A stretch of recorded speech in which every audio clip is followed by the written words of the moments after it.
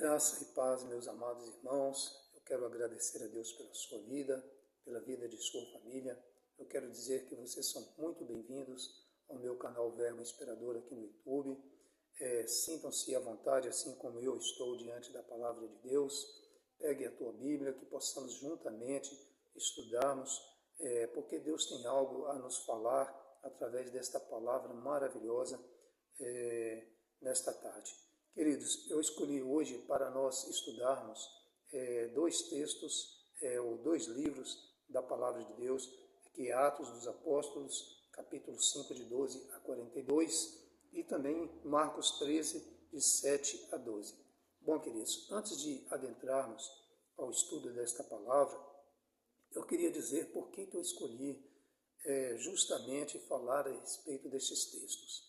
Queridos, eu vi no final desta semana, agora eu ouvi pelas redes sociais o testemunho de uma irmã, de uma irmãzinha muito querida lá da Coreia do Norte, e ela dizendo ali sobre a perseguição aos cristãos, né? Sabemos que o governo daquela nação é um governo que ali o país ele é governado com mãos de ferro.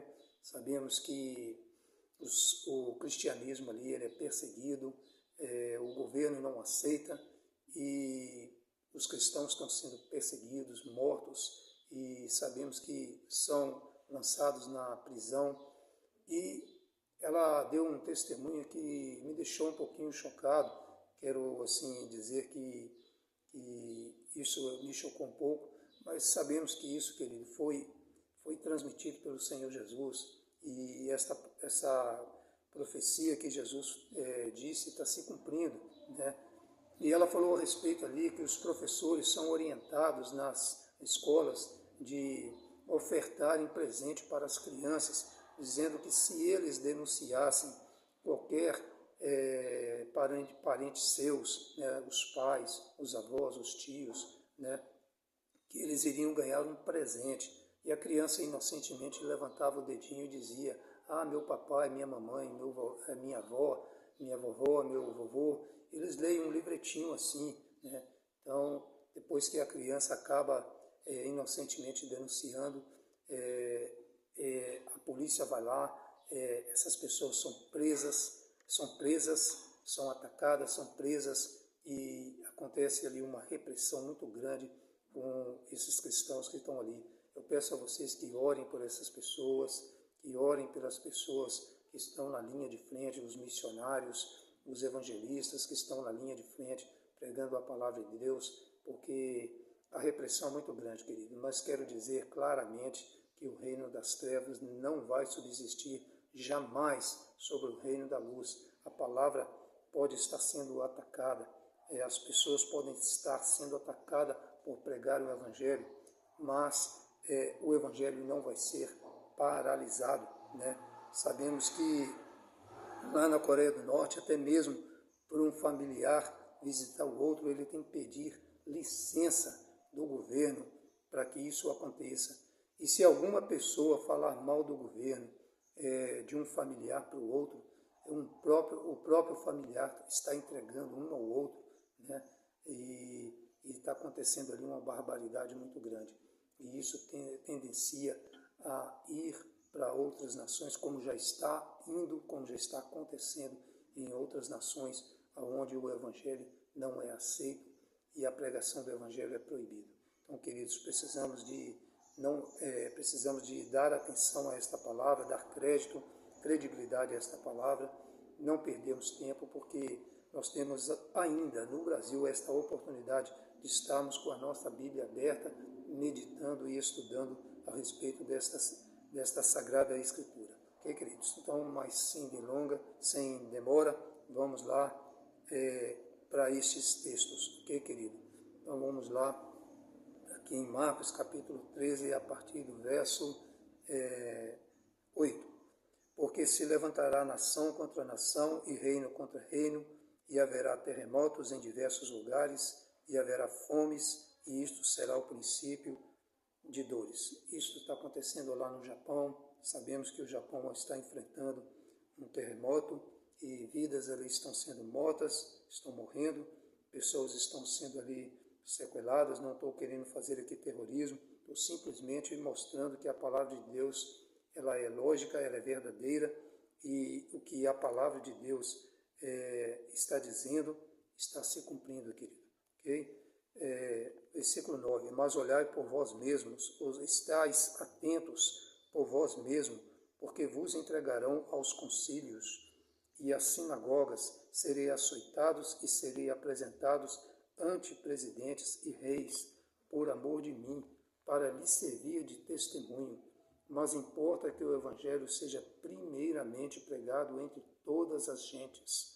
Quando, pois, vos conduzirem para vos entregarem, não estejais solícitos ou preocupados de antemão pelo que haveis de dizer, mas o que vos for dado naquela hora, isso falai, porque não sois vós os que falais, mas o Espírito Santo. E o irmão entregará à morte o irmão, e o pai o filho, e levantar-se-ão os filhos contra os pais, e os farão morrer, e sereis aborrecidos por todos por amor de meu nome. Mas quem perseverar até o fim, esse será salvo. Então, queridos, aqui é uma guerra entre as trevas contra a luz, né? E sabemos que as trevas jamais vai prevalecer sobre a luz. O reino de Deus sempre vai estar em primeiro lugar. Você está do lado do vencedor, que é o próprio Senhor Deus, o Criador do céu e da terra. Ok, queridos? Agora vamos lá para Atos dos Apóstolos, aqui no versículo 12, que diz assim: e muitos sinais e prodígios eram feitos entre o povo pela mão dos apóstolos, e estavam todos unanimemente no alpendre de Salomão. Quanto aos outros, ninguém ousava juntar-se com eles, mas o povo tinha-os em grande estima, e a multidão dos que criam no Senhor, tanto homem como mulheres, crescia cada vez mais, de sorte que transportavam os enfermos para as ruas e os punham em leitos e em camilhas, para que ao menos a sombra de Pedro, quando este passasse, cobrisse algum deles. E até das cidades circunvizinhas concorria muita gente a Jerusalém, conduzindo enfermos e atormentados de espíritos imundos, os quais todos eram curados. Bom, queridos, sabemos que o Evangelho tem um poder transformador, nada mais aqui, nada menos que o próprio Senhor Jesus estava interagindo na vida dos apóstolos, por isso muitas pessoas estavam sendo libertas, muitas pessoas estavam sendo curadas, pessoas atormentadas por espíritos imundos estavam sendo libertas, e o Evangelho de Cristo tem esse poder transformador e restaurador. E quando a palavra está sendo pregada, é claro que o reino das trevas está sendo lesado, ou seja, ele está sofrendo prejuízo. Então, o reino das trevas se levanta, porque no versículo 17 fala assim: e levantando-se o sumo sacerdote e todos os que estavam com ele, e eram eles da seita dos saduceus, encheram-se de inveja. Bom, queridos, aqui eu estou dizendo que há uma presença maligna na vida destes homens. Por quê? Porque eles estavam invejando os apóstolos e o que Jesus Cristo estava fazendo através da vida deles. Uma transformação de pessoas, de cura, de salvação. E fala aqui no versículo 18, e lançaram mão dos apóstolos e os puseram na prisão pública. Meus queridos, sabemos que prisão é lugar para salteador, é lugar para pessoas fora da lei. E os apóstolos não estavam fazendo nada fora da lei, eles estavam cumprindo uma ordem do Senhor Jesus Cristo, pregando o Evangelho e curando vidas e salvando vidas.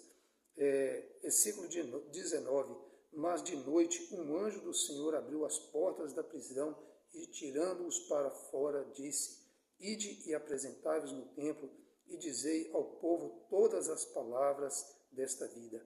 Queridos, aqui houve um poder milagroso, porque de noite um anjo do Senhor abriu as portas da prisão e esses apóstolos foram tirados para fora, e eles mandaram que os apóstolos não parassem de pregar a palavra, mas que eles se apresentassem ali no templo e dissessem esta palavra, a palavra desta vida, que eles continuassem pregando o evangelho da salvação em Cristo. E ouvindo eles isto, entraram de manhã cedo no templo e ensinavam. Chegando, porém, o sumo sacerdote e os que estavam com eles, convocaram o conselho e a todos os anciãos dos filhos de Israel e enviaram ao cárcere para que de lá os trouxessem. Bom, queridos, eles não sabiam que os apóstolos haviam sido milagrosamente tirados ou libertos ali do cárcere. Eles pensavam que os apóstolos ainda estavam lá presos, né? Então eles mandaram para que lá fossem retirados os apóstolos. Versículo 22, mas tendo ido lá, os servidores não os acharam na prisão e voltando-lhe anunciaram e dizendo, achamos realmente o cárcere fechado com toda a segurança e os guardas que estavam fora diante das portas, mas quando abrimos, ninguém achamos dentro. Então, queridos, aqui Deus zela pela sua palavra e os apóstolos foram libertos, né? E não havia mais ninguém ali dentro do cárcere, porque ali não era lugar deles. Ok, queridos? Versículo 24. Então o capitão do templo e os principais dos sacerdotes, ouvindo estas palavras, estavam perplexos acerca deles e do que viria a ser aquilo. Eles não compreenderam, queridos, e jamais compreenderiam, porque o homem natural não compreende as coisas do Espírito, porque elas se discernem espiritualmente, e sabemos que não havia palavra contrária ou que refutava esse milagre, porque os soldados estavam ali e eles estavam praticamente ali vigiando, eles não ouviram nada e tudo aconteceu de forma sobrenatural. Versículo 25. E chegando um, anunciou-lhes dizendo, eis que os homens que encerraste na prisão estão no templo e ensinam o povo. Então foi dito para eles, olha, estes homens que vocês prenderam estão lá pregando o evangelho lá no templo, estão lá bem soltinhos lá, anunciando a palavra de Deus lá, o evangelho que eles creem nele, né? Estão lá ensinando o povo. Versículo 26. Então foi o capitão com os servidores e os trouxe, não com violência, porque temiam ser apedrejados pelo povo. E trazendo-os, os apresentaram ao conselho. E o sumo sacerdote os interrogou, dizendo, não vos admoestamos nós expressamente que não ensinasseis nesse nome? E eis que encheste Jerusalém dessa vossa doutrina, e quereis lançar sobre nós o sangue desse homem? Queridos, a essa altura, a palavra de Deus já estava ganhando progressão, ou seja, as pessoas estavam sendo...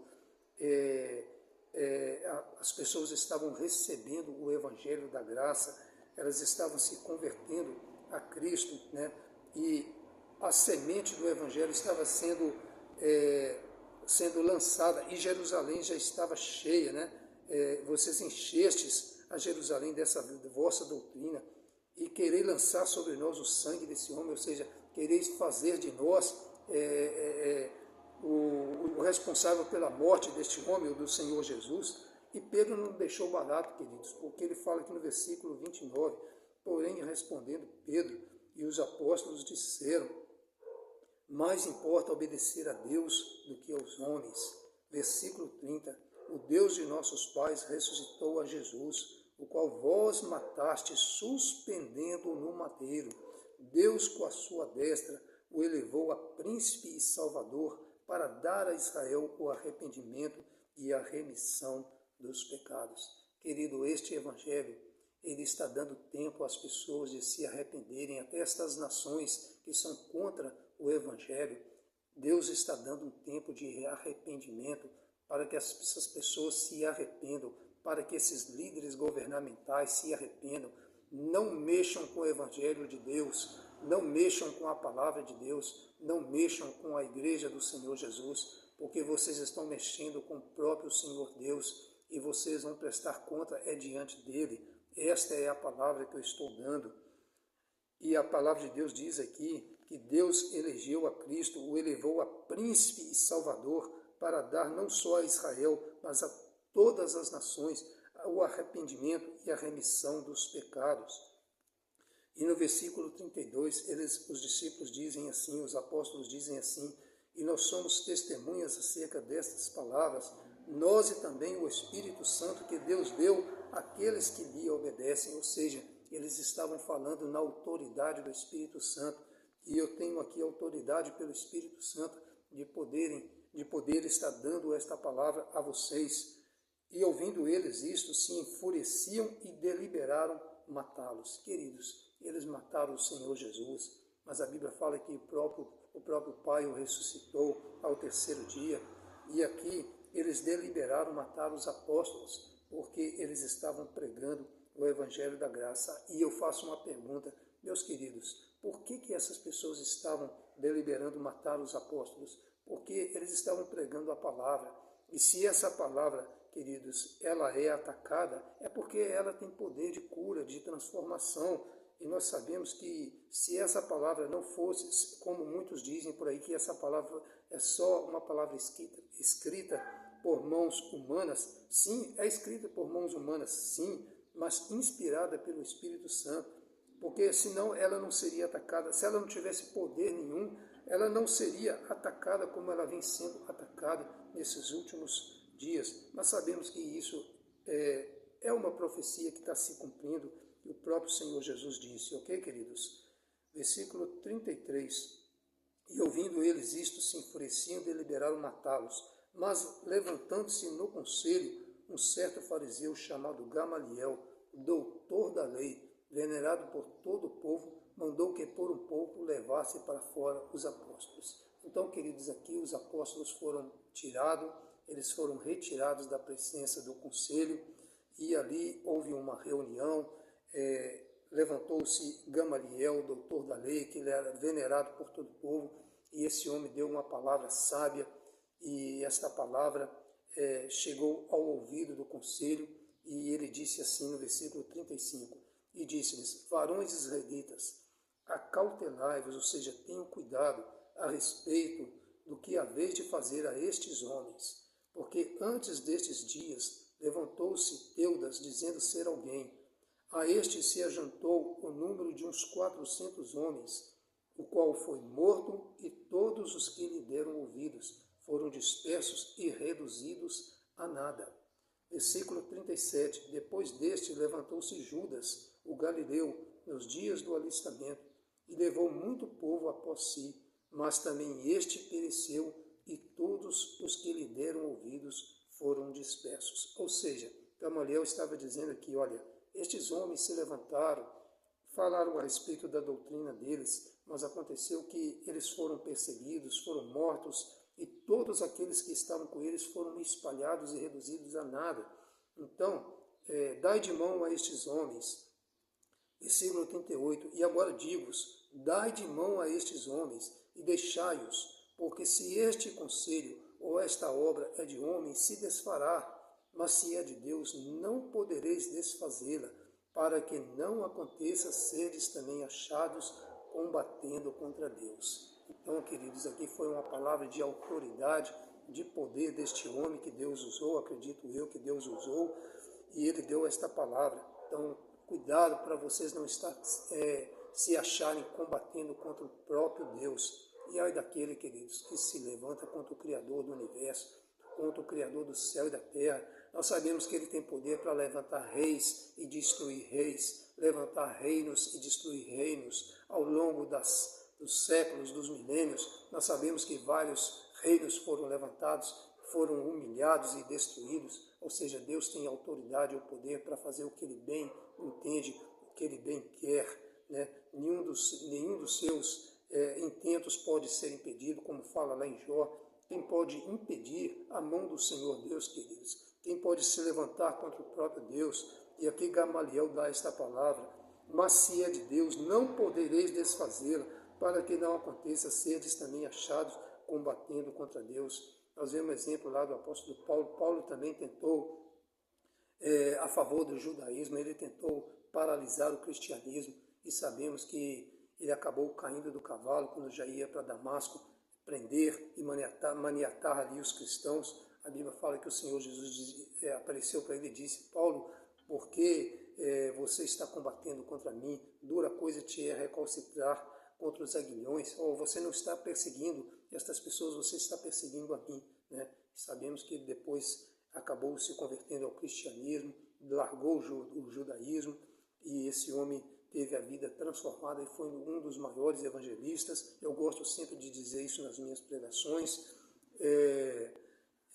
Versículo 40.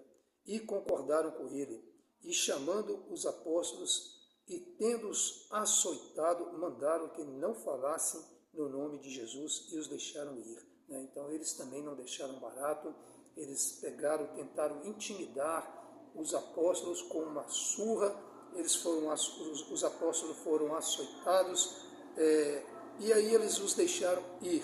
E no versículo 41 diz assim, e retiraram-se, pois, da presença do conselho, ou seja, os apóstolos retiraram-se da presença do conselho, regozijando-se de terem sido julgados dignos de padecer afronta pelo nome de Jesus. E todos os dias no templo e nas casas não cessavam de ensinar e de anunciar a Jesus Cristo, como tem acontecido até os dias de hoje, queridos. O Evangelho tem sido ensinado nas casas e no templo. Aqui fala que o Evangelho estava sendo anunciado e vai continuar sendo anunciado, porque este Evangelho é o verbo que é o próprio Senhor Jesus, como diz lá no capítulo 1 de João, ele é o verbo que se fez carne e habitou entre nós, cheio de graça, de formosura, de verdade, ele é a verdade. E, queridos, esta palavra é digna de aceitação.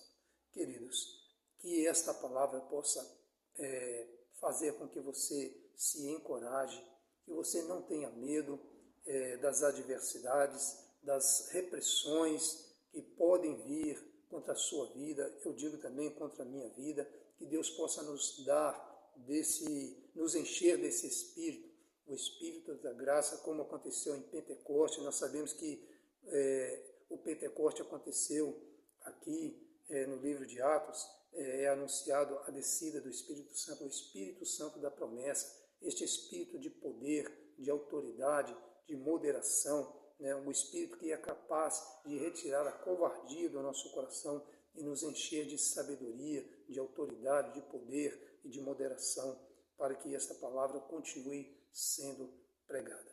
Que Deus abençoe a sua vida, que Deus abençoe a sua família, que Deus continue sendo a sustentabilidade de todos vocês. Eu gostaria de terminar essa mensagem com uma oração agradecendo a Deus e por esta palavra.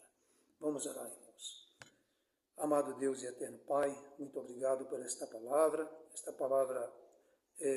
que o Senhor nos trouxe, uma palavra de autoridade, uma palavra que nos transforma, que abre o nosso coração e tira o medo, Senhor, que tira qualquer dúvida a respeito do seu poder.